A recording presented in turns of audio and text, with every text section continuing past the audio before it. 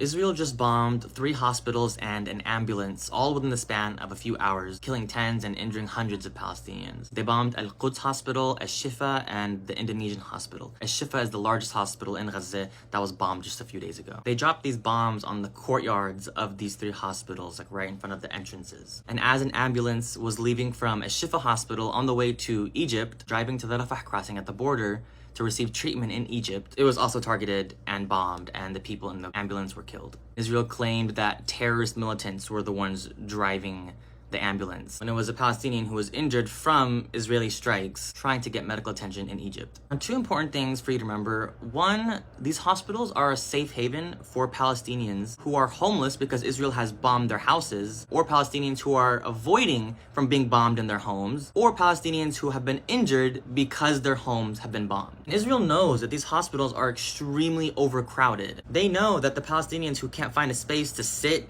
inside the hospital are sitting in the courtyard, in the front of the door. And that's exactly where they chose to drop the bombs. Second thing to remember, these are the hospitals that surround the Jabalia refugee camp that was just bombed a couple days ago, where more than 400 Palestinians were killed and more than 1,000 were injured. Those who survived the Jabalia bombings are receiving treatment at these hospitals. They stay in their homes and they get bombed.